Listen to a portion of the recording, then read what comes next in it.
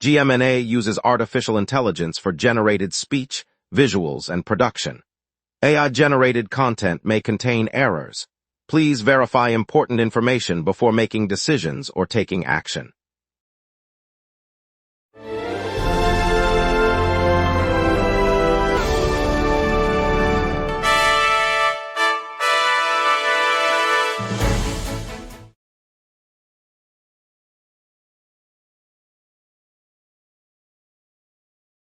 Good evening. Tonight we'll look at the community's pushback against the Stabolks landfill expansion in Blainville, a quick traffic update on roadwork and contraflow delays, and a spotlight on NeuroPulse securing $10 million for its new AI lab.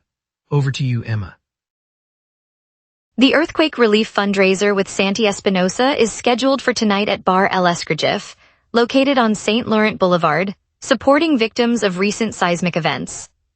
The event will feature live performances by the electronic trio 6ODEM3, indie act Critter, and experimental group Wired Mother, each set lasting approximately 40 minutes. Admission is $20, with all proceeds directed to the Earthquake Relief Fund, and the venue can accommodate up to 150 guests. The fundraiser begins at 8 o'clock, doors open at 7:30, and after the performances the audience will receive a thank you package. Lots to get to, let's begin. Here are our top stories. Protesters gathered in Blainville today to block Stabolks' proposed expansion of its hazardous waste landfill, citing concerns that the site sits too close to homes and could release toxic chemicals. Ramai Godro has the full story. On the north side streets of Blainville, a crowd of residents gathered in front of the fenced perimeter of the Stabolks site, chanting and holding signs that read, "No more toxic waste." The protest follows the company's filing last week to double the capacity of its hazardous waste landfill, a U.S.-owned operation that already sits a short walk from several single-family homes. Neighbors, many of them parents with children, voiced fears that the expansion could push dangerous chemicals closer to their doorsteps, citing recent health concerns in the community. Police reported a peaceful demonstration with no arrests, while Stabolks representatives declined to comment on the planned increase. The town council has scheduled a public hearing for early September. Ramai Godro, GMNA News, Blainville. A UQAM graduate is leading an 810-person effort to create the largest human lily ever assembled, aiming to break the current Guinness World Record. The formation is set to unfold this morning at 5 a.m. across a downtown park in Montreal, with volunteers gathering in coordinated petals and stem positions. Organizers say the design mirrors a real lily, each participant representing a petal or leaf, and they have rehearsed the choreography over the past weeks. If successful, the record would surpass the previous benchmark for human flower formations.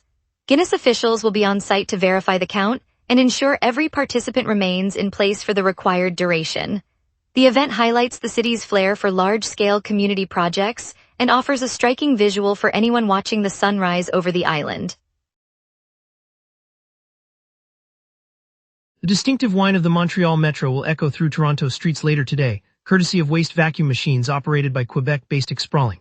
The company's equipment, designed to collect refuse from sidewalks, emits a low-frequency hum that many commuters recognize as the familiar subway screech. Expralink confirmed the units are being used on several downtown routes as part of a pilot cleaning program, and the sound will be audible from the downtown core to the waterfront. Officials said the noise is an unintended side effect rather than a deliberate publicity stunt. Residents and visitors are being asked to expect the occasional subway-like vibration as the machines run through peak hours. The pilot, scheduled to run through the afternoon, will give the city a chance to assess the impact of the acoustic signature on public perception. A Quebec man faces a $1,000 fine after filing court papers that included fabricated legal citations generated by artificial intelligence, highlighting court's new crackdown on AI-driven misinformation. Matthew Lachance has the full story. The court has ordered a Quebec man to pay a fine of $1,000 after he filed legal arguments that relied on fabricated case law generated by an artificial intelligence tool. Prosecutors say the submissions included false citations created with ChatGPT, misleading the judge and opposing counsel. The judge rejected the material as non-existent precedent and imposed the monetary penalty as a deterrent. This ruling comes as Canadian tribunals increasingly crack down on litigants who use AI to produce misleading legal content, signaling a shift towards stricter oversight of digital research methods in court filings. The fine underscores the judiciary's warning that AI-generated misinformation will not be tolerated. Lawyers are now advised to verify any AI-assisted references before submitting them to the bench. Matthew Lachance, GMNA News, Quebec. A new study released by researchers at the University of Sherbrooke shows a 180% rise in deaths among unhoused people across Quebec between 2020 and 2024. The analysis, the first to compile yearly mortality figures for the province's homeless population, documents a sharp upward trend that outpaces overall provincial mortality growth. Researchers tracked official coroners, records, shelter reports, and municipal data to arrive at the estimate. They noted that the spike coincided with heightened housing insecurity and the lingering effects of the pandemic, though the report stops short of assigning direct causality. Health officials and social service agencies have been briefed on the findings, and the university plans to release a detailed methodology later this month. The findings raise concerns among policymakers tasked with addressing the province's growing shelter crisis. Up next, sandhill cranes open to hunting this fall across parts of Quebec and Ontario, a new chapter for wildlife. We will be right back. Every day, important stories happen across the city before any news crew arrives. Sometimes, the very first person at the story is you. When you witness something newsworthy, open the GMNA Citizen Reporter app and start your report. The app guides you through every step while your report is delivered directly to the GMNA newsroom. Every submission is reviewed by our editorial team, and approved reports may be featured on GMNA. Get the GMNA Citizen Reporter app today at my.gmna.ca. Your city, your news. Welcome back. Tomorrow, the provinces will begin permitting hunters to take sandhill cranes in 2 designated regions of Quebec and in several adjoining areas of Ontario. The new regulation classifies the migratory birds as fair game, a status they have never held in those jurisdictions. Wildlife officials say the change aims to balance population management with traditional hunting practices, and they stress that the season will be closely monitored for ecological impact. Hunters will need to obtain the appropriate permits and follow strict reporting guidelines throughout the fall hunting period. Conservation groups have voiced mixed reactions, noting both the potential benefits for species control and concerns about habitat disturbance. The upcoming season marks the first time sandhill cranes are legally targeted in these provinces, setting a precedent for future wildlife policy decisions. Premier Tony Wakeham and Quebec Premier Christine Fréchette will convene in St. John tomorrow to unveil a revised Churchill Falls partnership aimed at bolstering regional energy security and economic growth. Matthew Lachance has the full story. Premiers Tony Wakeham and Christine Fréchette are gathered in St. John's today to unveil a fresh agreement on the Churchill Falls hydroelectric complex. The two leaders said the pact will tighten inter-provincial energy ties and create new economic opportunities for both Newfoundland and Labrador and Quebec. Officials highlighted that the revised partnership aims to boost regional power reliability while opening avenues for joint development projects. Negotiators have been working for months to reshape the historic arrangement, and the announcement marks the first formal step toward a shared vision of energy security and growth. Both premiers emphasized that the deal reflects a commitment to a more resilient power grid across the Atlantic provinces. Matthew Lachance, GMNA News, St. John. The Sûreté du Québec reported that a woman in her 60s lost her life Saturday after a van struck her in the town of Malartic, located in the Abitibi-Témiscamingue region. Police said the fatal collision occurred on a local road as the pedestrian was crossing, and the van driver stayed at the scene while officers began their inquiry. The victim was the sole fatality of the incident. The provincial police have opened a criminal investigation to establish the exact circumstances of the crash, and they will issue further information as the case develops. Investigators will gather evidence and interview any witnesses to reconstruct the event. The tragedy has prompted local officials to express their sympathy for the family. The investigation remains active, with the Sûreté du Québec coordinating all investigative efforts. This morning, Sûreté du Québec teams responded to a call out of Alma after a man slipped into the Petite Décharge River late Saturday night. Officers arrived at the riverbank along the Lac Saint-Jean shoreline, and after locating the unconscious victim, worked quickly to pull him from the cold water. Paramedics were on scene within minutes and provided emergency care before transporting the man to a nearby hospital for further treatment. Police confirmed that the incident involved a single individual and that no other persons were in danger. The SQ's quick response averted a likely tragedy. Authorities said the man's identity has not been released pending family notification. The river, known for its swift currents, can become hazardous after nightfall, prompting officials to remind residents to exercise caution near water after dark. The SQ investigation remains ongoing to determine the exact circumstances that led to the fall. Quebec cemeteries in Drummondville are posting public notices to locate descendants who contend neglected graves after maintenance contracts expired, a measure now spreading across the province. Matthew Lachance has the full story. Across several municipal and private burial grounds in Drummondville, officials have posted public notices on notice boards and local newspapers, asking anyone who can trace a family line to the interred to come forward. The appeal follows the expiration of maintenance contracts that once guaranteed regular mowing, weed control, and stone cleaning. With those agreements lapsing this summer, dozens of plots sit without scheduled upkeep, prompting cemetery managers to seek descendants who can assume responsibility for their ancestors' graves. The notices outline a simple contact form and a deadline for responses, hoping that familial volunteers will step in before the sites deteriorate further. This approach mirrors a broader provincial trend of turning to relatives when upkeep funding runs dry. Matthew Lachance, GMNA News, Drummondville. Let's get a look at tonight's forecast with our weather team right now. A deepening low, fed by a westerly jet, is reshaping Montreal's evening sky and temperature. On this date, Montreal once sweltered to 30.6 degrees Celsius in 2025, a record set during a late summer heat wave that pushed daily highs into the low 30s. The cold side of the scale fell to 13.2 degrees Celsius in 2021, recorded in an early autumn dip that snapped a series of milder evenings. By contrast, today's climatological normals sit around 27 for the high and 19 for the low, making the current 24-degree peak feel modest. The live radar shows a band of moderate echoes marching eastward across the southern Laurentians. The cells are moving with the westerly jet, advancing toward the city at roughly 10 kilometers per hour. They will brush the island between 8 and 9 tonight, with the heaviest reflectivity expected near 9. By 10, the radar will be clearing, leaving only scattered high-level cirrus as the low pressure passes overhead. At 6 this evening, Montreal sits under a thickening veil of clouds, temperature 22, humidity 47%, and a gentle southeast breeze of 10 kilometers per hour. Pressure is falling, signaling an unsettled low that the westerly jet, punching through at about 124 kilometers per hour, is steering across the province. That jet injects cooler air aloft, capping daytime heating and setting the stage for a brief rain pulse later tonight. Radar expects the showers to arrive between 8 and 9, then dissipate as the low moves east. After midnight, the sky will clear, leaving overnight lows around 17.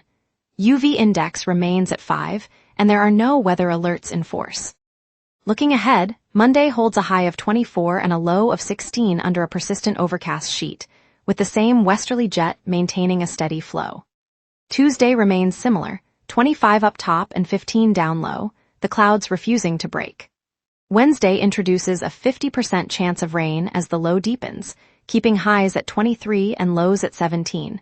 Expect intermittent showers through the afternoon. Thursday clears dramatically, offering a crisp sky and a high of 23, low of 17, a rare break in the cloud cover.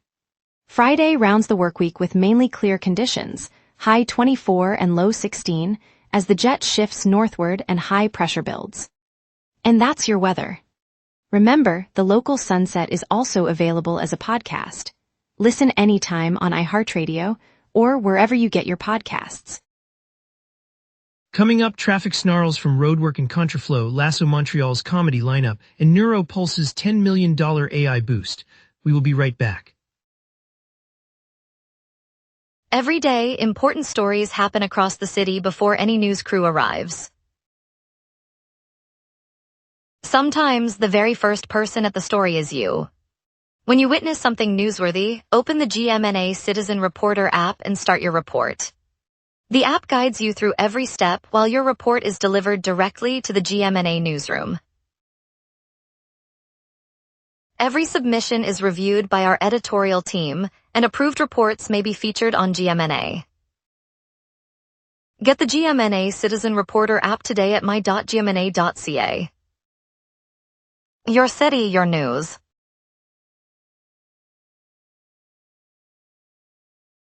Autoroute 40 is the biggest headache right now. A road failure has forced a contraflow between Monte St. Laurent, St. Barthélemy and Route 138, causing delays of 20 minutes or more.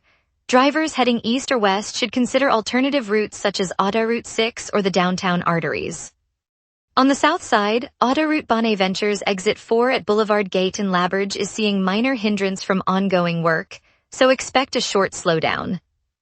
Access from the Samuel de Champlain and Claimant bridges remains heavily restricted, with lane reductions that add a few minutes to crossing the river. The same level of congestion applies to the eastbound ramp from Autoroute 520 onto Autoroute 13 northbound. The Louis-Hippolyte Lafontaine tunnel now has a reduced clearance of 4.3 meters, so high trucks should avoid it. All transit lines are operating normally, so buses and metros remain on schedule. Lasso Montreal rolls onto Parc Jean Drapeau today, a country music extravaganza that brings Thomas Rhett, Mumford & Sons, John Party, Co Wetzel, Old Dominion and Turnpike troubadours to the heart of the city, perfect for anyone craving a big-scale outdoor concert under the summer sky. Comedy for Columbia at Montreal Comedyville in Estrella Risteau Bar follows, a lively fundraiser where Santi Espinosa and fellow comics turn laughter into relief for earthquake victims, a chance to enjoy a night out while supporting a vital cause. For the collectors and the curious, the Piquet Hobby Mega Market at Mount Royal Center opens its doors, offering a bustling marketplace for buying, selling and trading Pokémon cards and TCG items, a must-visit for fans of the nostalgic hobby. And if you're wandering the Old Port, the Orientalese Festival at Clock Tower Pier continues to showcase Eastern flavors, performances, and workshops, inviting you to taste and experience cultures from across the continent. Looking ahead, the MAD Festival launches later this week at Place des Festivals, promising pop-up shops and runway shows that will turn the city into a fashion playground. And now here's Jason with sports. Habs history, rising stars, draft moves and roster tweaks light up Montreal's summer. Every summer, the Canadiens turn the captain's armband into a battlefield, sparking debates that echo through the forum. This new series revisits those high-octane moments, reminding fans why the Habs never settle for bland leadership and hinting at next year's locker room dynamics. Small-statured forward LJ Mooney declares he's ready to carve his own path, citing Cole Caulfield and Lane Hutson as proof that size won't limit impact. With the Canadiens sitting comfortably under the cap, his confidence could translate into a fresh offensive spark this season. Kent Hughes' trade ledger still haunts the Habs, with several deals failing to deliver the promised depth. Rookie goaltender Jakub Dobish now faces the pressure of proving his rookie promise, while Ivan Demidov's long-term contract raises questions about future cap flexibility. The 2026 draft marked a pragmatic shift for Montreal, trading up in the second round to snatch Timofey Runso, a prospect whose development curve impressed scouts after going undrafted the previous year. Runso now sits among the club's top 25 under 25, poised to bolster the forward pipeline. Juraj Slavkovsky adds another feather, becoming the first honorary citizen of Budimir and clinching his fourth Slovakian Player of the Year award. As training camp looms, his accolades reinforce his leadership role, while veterans Danault and Bolduc welcome the quiet off-season moves. The Canadiens lock in forward Sasha Pastujov on a one-year, two-way deal after acquiring him from Anaheim. That contract adds depth to the bottom six forward group, giving management flexibility to shuffle call-ups as the roster shapes up for the upcoming campaign.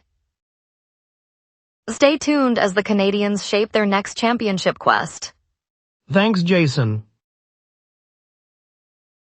Neuropulse, the AI startup now on Rue Saint-Viateur in Mile End, just announced a $10 million Series A round led by Real Ventures. The fresh capital will power a 30-person hiring surge in the opening of a brand new research and development lab right here on Saint-Viateur. By marrying cutting-edge brain-computer interfaces with Montreal's vibrant talent pool, Neuropulse is turning Mile End into a hub for neurotechnology innovation. The lab will host local engineers, students, and artists, creating collaborations that ripple through cafes, co-working spaces, and classrooms. For Montreal, Neuropulse isn't just a tech story, it's a testament to the city's ability to nurture bold ideas that improve everyday life.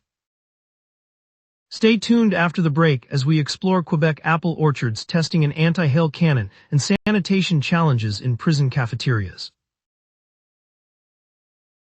Every day, important stories happen across the city before any news crew arrives. Sometimes the very first person at the story is you. When you witness something newsworthy, open the GMNA Citizen Reporter app and start your report. The app guides you through every step while your report is delivered directly to the GMNA newsroom. Every submission is reviewed by our editorial team, and approved reports may be featured on GMNA. Get the GMNA Citizen Reporter app today at my.gmna.ca. Your city, your news. Welcome back. A Quebec apple grower is trialing a cannon aimed at deterring hail and protecting orchard crops as hailstorms continue to threaten fruit yields. The test is underway this week. Ramai Gaudreau has the full story. A local apple grower in the province's eastern countryside is firing a test shot of a newly designed anti-hail cannon. The device, mounted on a steel frame beside rows of red delicious trees, launches a burst of compressed air aimed at breaking up hailstones before they reach the canopy. The trial began early Sunday, with the farmer and a team of agronomists monitoring wind speed, temperature, and any hail remnants that fall. Sensors attached to the trees record any bruising, while nearby cameras capture the cannon's plume. If the pilot proves effective, the grower hopes to roll the technology out across the region, where sudden hailstorms regularly shave off a sizable portion of the harvest. Ramai Gaudreau, GMNA News, Montreal. Sanitation concerns are sweeping through Quebec's prison cafeterias as deteriorating infrastructure hampers food service safety across multiple facilities. Officials say conditions are worsening, prompting urgent reviews. Matthew Lachance has the full story. Sanitation issues are sweeping through the cafeterias of Quebec's correctional facilities.